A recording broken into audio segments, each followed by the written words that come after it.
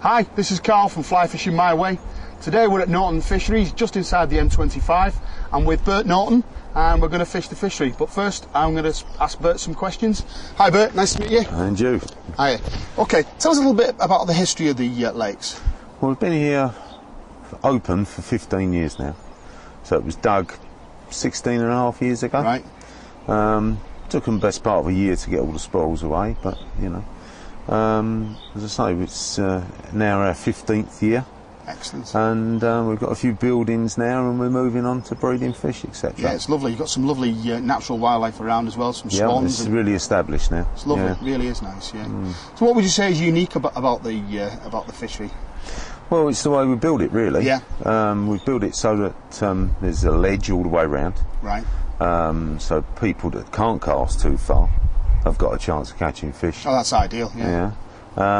With some big deep holes so that we don't lose fish in the summer, and there's somewhere for them to run in the winter time as well. Right, so you thought about this before you did it then, obviously. Oh yeah. Being into it at the time. Yeah.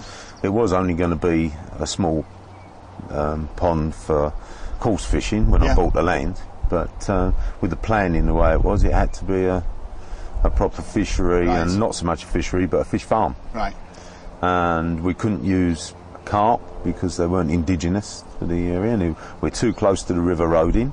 Right. Okay. So, you know, obviously they pollute their surroundings. Yeah. So the only thing we could do with it was trout. Got you. Now you've got some coarse fishing there, haven't you? Well, when we filled up was when the river Roding burst its banks and the whole valley flooded.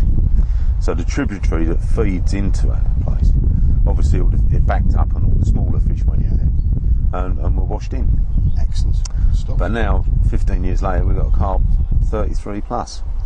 Hopefully I'll catch one of them. We'll have a look, you never know. Yeah, you never know. Okay, so what would you say the best methods would be for fishing on the lake? Best methods? Well, it does depend on the time of year. Of course it does, yeah. But now we're in the springtime. In the evenings now we're getting a hatch and a good rise. Yeah. Fish are high in the water because the water's like warming up a bit. Obviously that will change as it warms up. They'll start to go down instead of up. So not so good then. No, but you've got the depth, haven't you? So you just sink then in line then, don't you? Then you're on sinking lines and small nymphs and cricks and stuff like that. So what size is it? It's 5 acres. Right, yeah. Yeah. It's a good size. You've got a nice little island in the middle. Yeah. Which is eroding fast. We've got this on about that. That's it, right. They always do, don't they? Yeah. But and we've got some deep spots and some ruts and ledges and an underground spring. All right. So spring fed then. Yeah. Excellent. Good. Yeah. What's the current record? 20 and a half is the biggest that's come out. Wow. That's a rainbow, I assume. Yeah, and that went back. Yeah. Brownies, the biggest brownie we've had was about £14. But we stocked with over 700 of them. But the last was 5 years ago, and they were £3.5 to £4. Excellent. So now they're the ones that are growing on to. Yeah.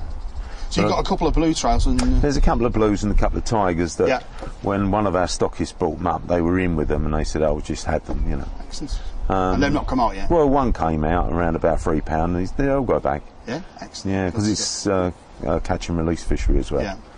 I noticed that when I drove in, there's quite a lot of buildings around. What type of facilities have you got? Well, we've got a lodge there where we can have corporate days from there. There's a meeting area with a bar. And there's a pool table, is it? Yeah, pool table, surround sound cinema screen for presentations, and we have local police sometimes. Met Police have used it. Excellent.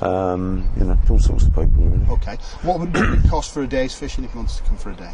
For a full day's £30 for 4 fish, or they can have a catch and release ticket for £20. Excellent. All day. Reasonable.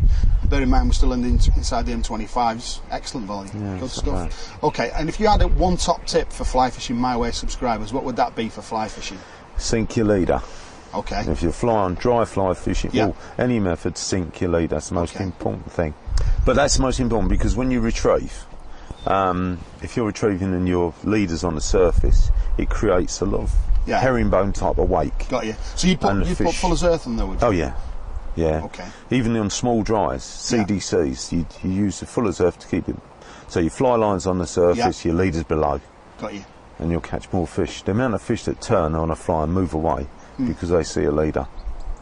It's top tip. Excellent. Good stuff. Okay, Bert, thanks very much. Let's go and do some fishing. Okay, let's go. Thank you. Cheers.